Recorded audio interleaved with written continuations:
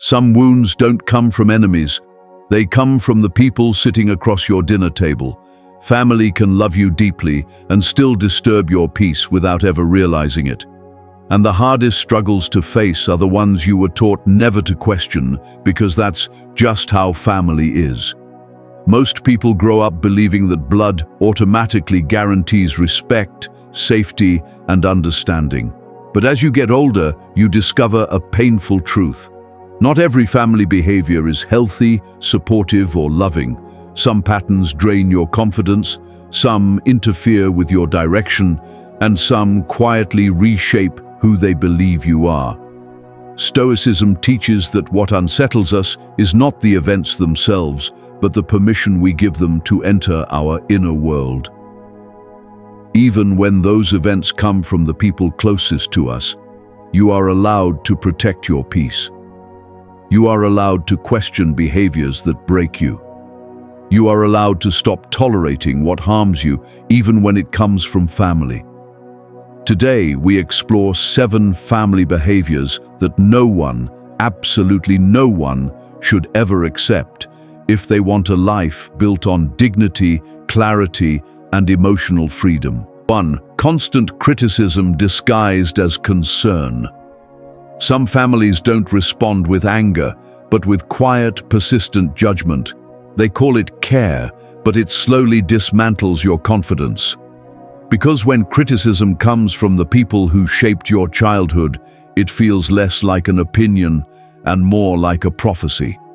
There is a unique kind of pain in being told you are too much, not enough, or doing it wrong by someone who should be your safest place. Their words sink deeper, not because they are true, but because they come from someone you once believed could never be wrong about you. Over time, you begin to doubt your instincts, your dreams, your abilities, even your identity. This pattern doesn't destroy you all at once. It wears you down quietly. A remark here, a correction there, a comparison slipped into a conversation that was never meant to be competitive. Eventually you start speaking less, dreaming smaller, and editing yourself to avoid another emotional bruise. Many families hide their disapproval behind guidance. They say, "I just want what's best for you," right before planting doubt in your mind. They wrap their insecurities in the language of responsibility. They insist their criticism comes from love. But love should support your growth, not suffocate your spirit.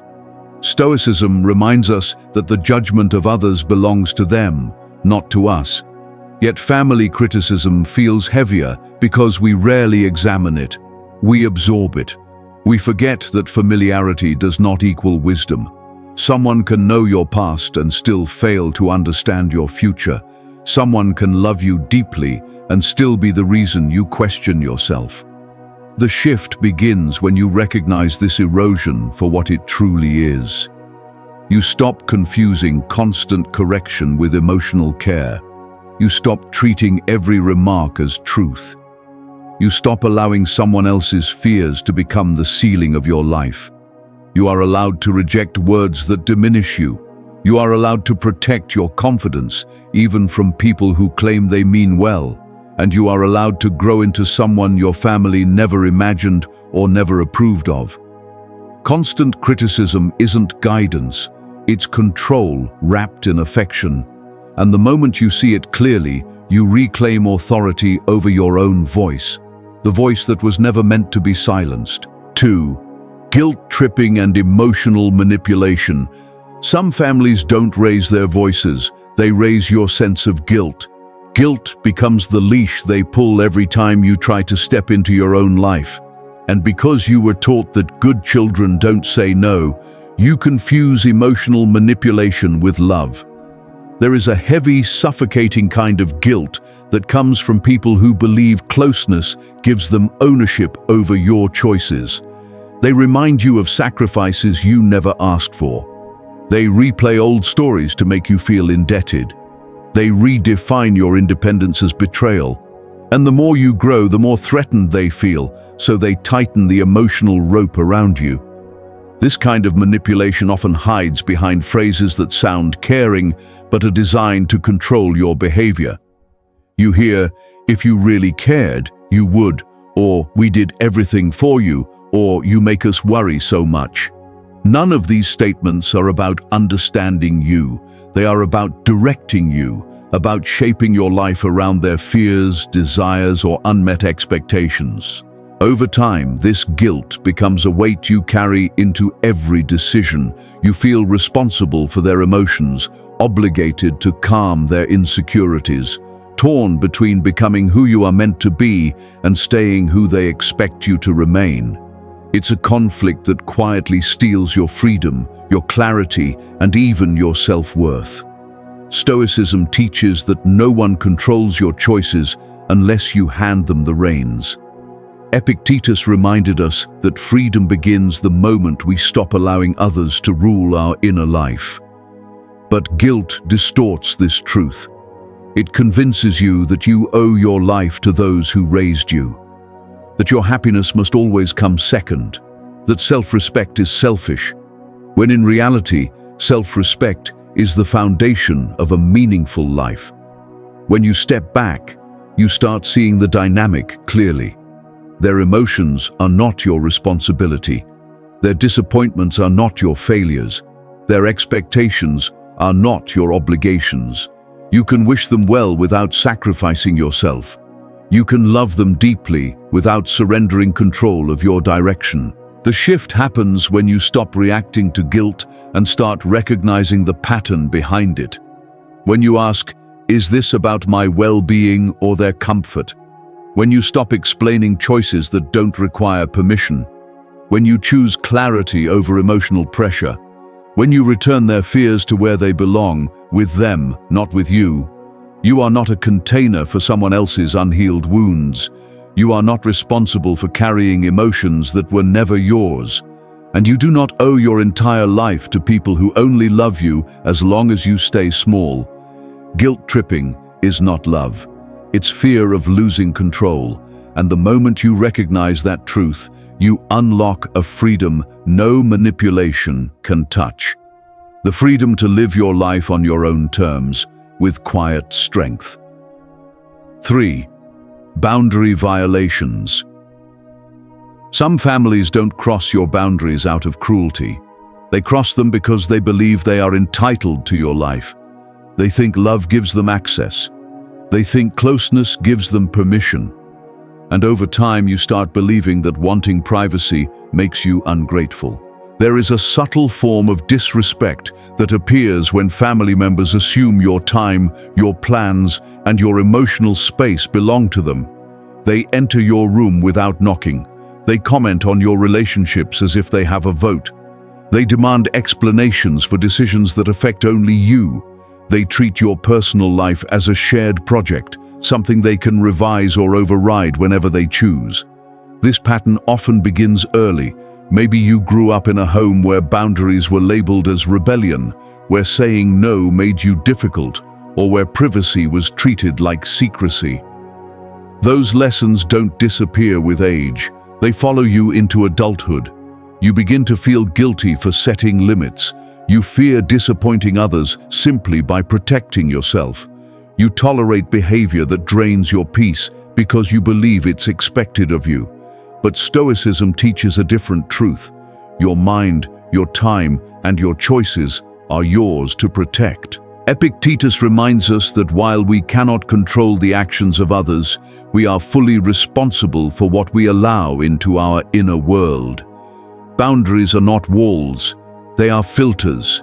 They allow what nourishes you to stay and let go of what harms you. When family members dismiss your boundaries, what they are really dismissing is your autonomy. They expect unrestricted access to your emotions, your schedule, your intentions.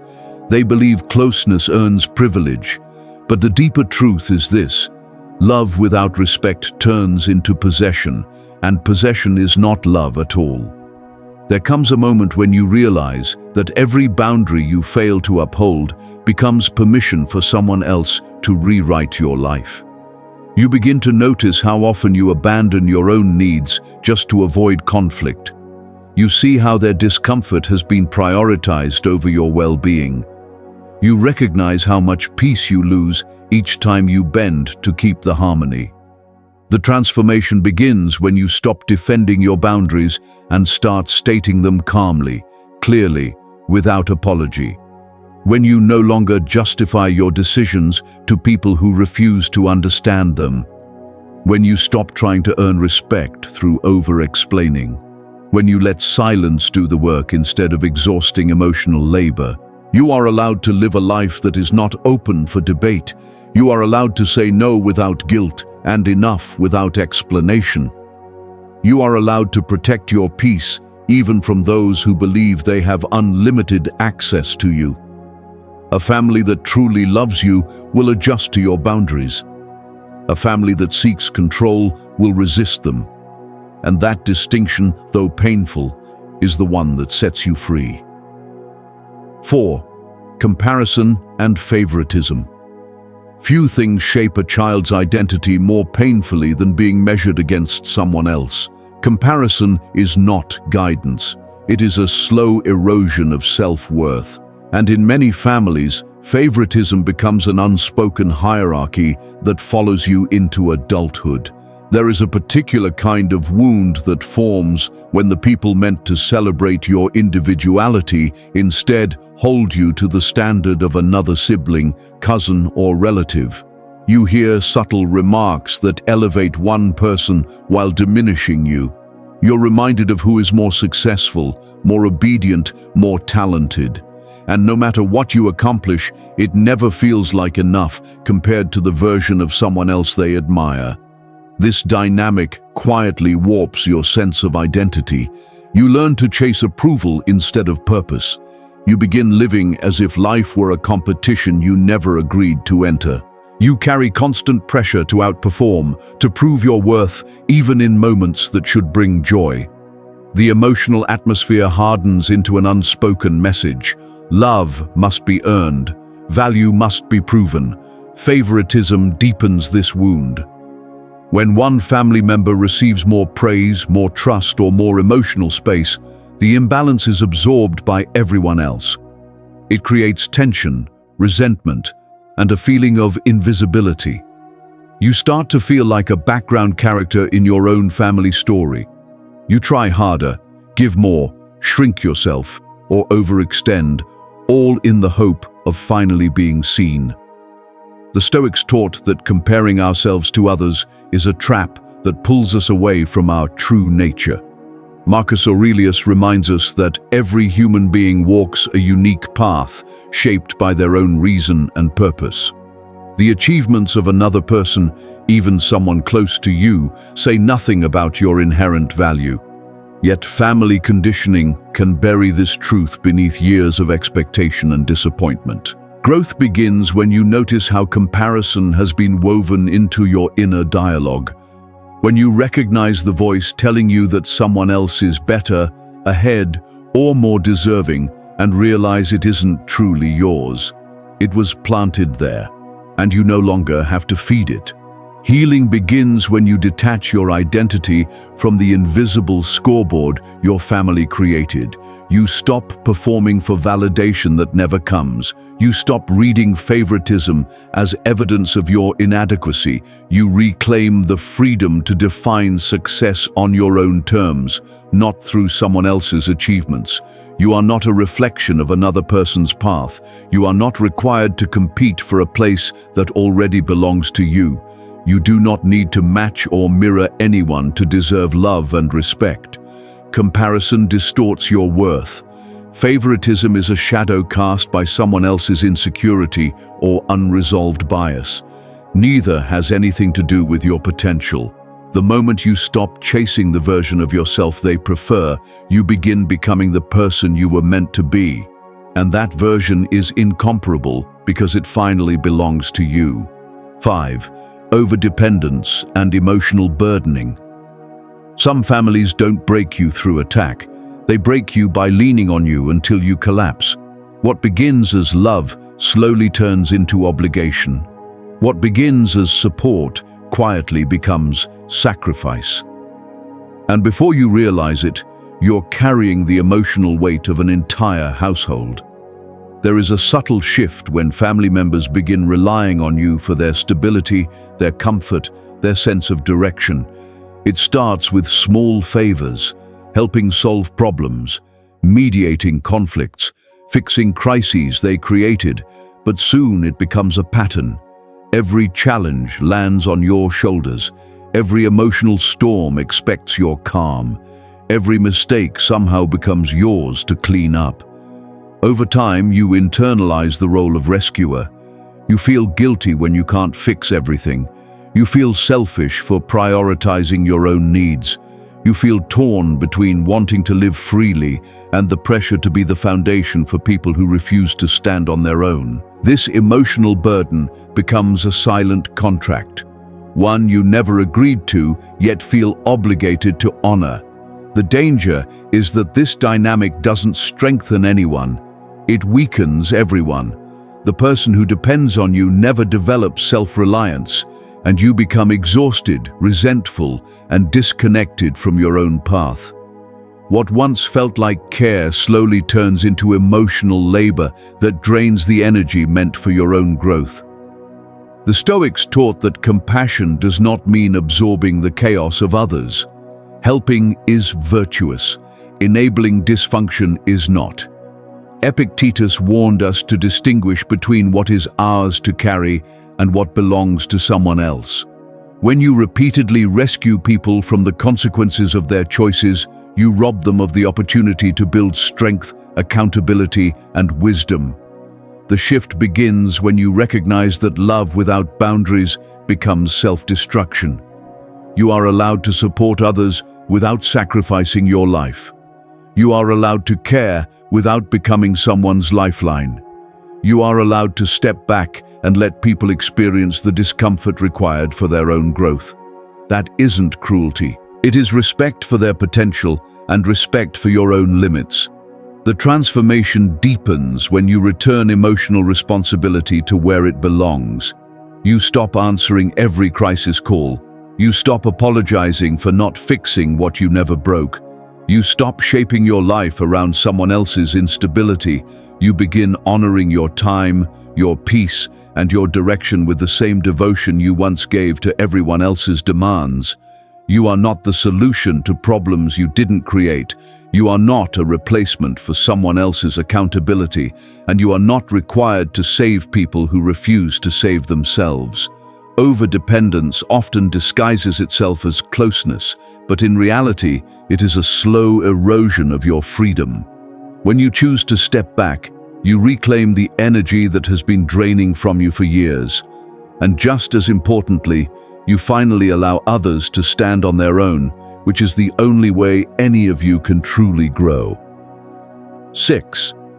Disrespecting your choices and identity. Some families don't argue with who you are, they argue with who they want you to be.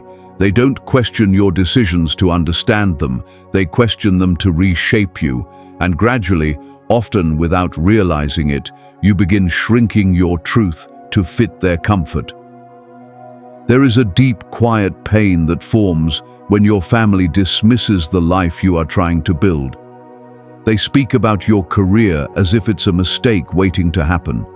They criticize your relationships because they don't align with their expectations. They mock your dreams because they fear what they don't understand. None of this is about your well-being. It's about their attachment to a version of you that no longer exists. This kind of disrespect is subtle but powerful. It teaches you to second-guess your intuition, even when your choices align with your values. It makes you feel irresponsible for choosing happiness on your own terms. It convinces you that following your path is a burden to the people who raised you.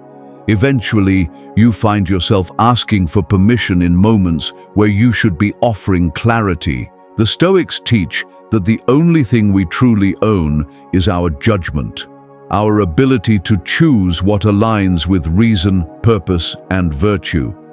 When family members invalidate your decisions, they aren't just doubting your choices.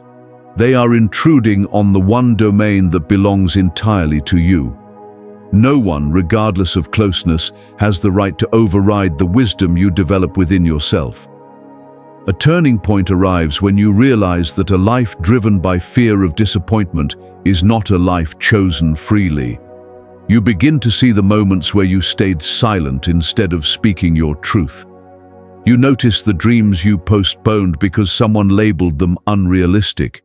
You recognize how often you edited your identity to preserve a piece that was never real.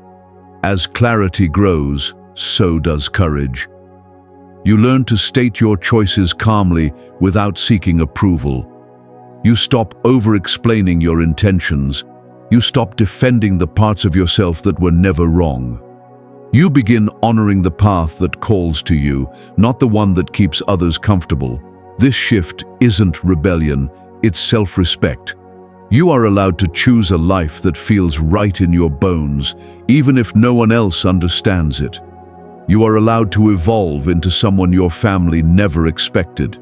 You are allowed to protect your identity from being rewritten by the expectations of others. Disagreement is not disrespect, but dismissal is.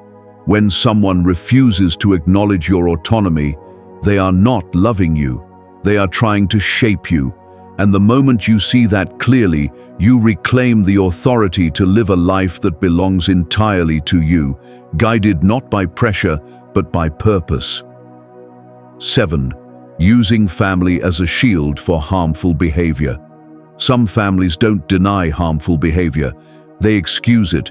They hide disrespect behind the word family, as if shared blood erases accountability. And when you grow up in this environment long enough, you begin to believe that enduring pain is part of loyalty. There is a painful, confusing realization many people face when they understand that the phrase, "we're family," has been used not to strengthen connection, but to silence discomfort. It becomes a weapon disguised as unity. It turns your boundaries into accusations. It twists your attempts to protect your peace into signs of disloyalty. In this dynamic, you are not allowed to express hurt, question behavior, or step away without being labeled the problem. Families trapped in this pattern rely on emotional contracts instead of genuine relationships. They expect respect without offering it. They demand forgiveness without changing anything. They use shared history to justify present harm. They assume unconditional access to your life simply because you share DNA. And when you push back, even gently, they respond with guilt, shame, or anger, not self-reflection. The real danger is how deeply this belief embeds itself. You begin to assume that love means endless tolerance. You convince yourself that setting boundaries makes you ungrateful. You accept harmful behavior as normal because you've been conditioned to believe that family never leaves. Yet Stoic philosophy reminds us that virtue, not blood, determines which relationships deserve to remain in our lives. Marcus Aurelius teaches that a person's true character is revealed through their actions, not their title or role. Being family does not grant anyone immunity from accountability. Over time, this pattern turns into a cycle that drains both your strength and your clarity. You witness the same behaviors repeating again and again. The hurtful remark brushed off as humor. The explosive reaction excused as stress. Manipulation reframed as love. Disrespect justified as tradition. Each time you allow it to pass, your internal boundaries weaken. Not because you accept the behavior, but because you fear the emotional cost of challenging it. Then comes a moment when the balance shifts, when the pain of staying silent outweighs the discomfort of speaking honestly. You begin to see how the word family has been used to stretch your tolerance far beyond its breaking point. You realize that love which demands your silence is not love at all. It is control. You notice how your self-worth has slowly been shaped by people who refuse to acknowledge the impact of their actions. And once this pattern becomes clear, it cannot be unseen. Transformation begins with understanding that loyalty only has meaning when it moves in both directions. A relationship cannot be sacred if only one person is protecting it. When someone insists that you tolerate harm because of family, what they are really saying is that your needs don't matter. This isn't unity, it's hierarchy, a system where their comfort outweighs your dignity. As awareness deepens, courage follows. You start questioning the narrative that kept you confined. You stop accepting disrespect as culture. You stop confusing obligation with love. You begin to understand that creating distance is not abandonment, it is self-preservation. Sometimes, loving someone from a distance is the only way to end the cycle. This shift doesn't require confrontation or drama. It doesn't demand emotional speeches. It begins quietly with a decision within yourself. I will no longer allow the word family to be used against me. You limit access. You choose silence over endless arguments. You protect your peace by managing your responses, not their reactions. You create emotional space where there was none. And within that space, you remember who you are. Family may shape us, but it does not define the limits of who we are allowed to become. Throughout this journey, you've seen 7 behaviors that may seem subtle on the surface, yet cut deeply over time. Criticism disguised as concern, guilt used as control, boundaries dismissed, comparisons that erode your worth, emotional burdens that steal your freedom, dismissal of your identity, and the misuse of the word family to excuse harm. These patterns are not small. They shape how you see yourself, what you tolerate, and the life you believe you deserve.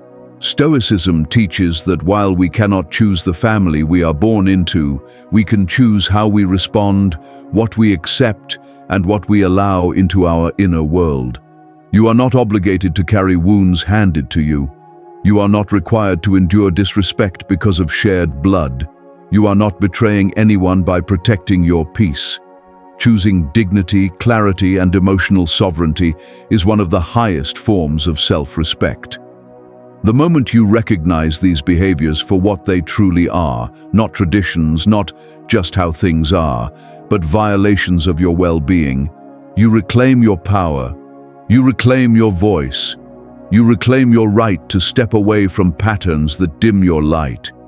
You are allowed to love your family, you are allowed to forgive them, and you are allowed to create distance when necessary.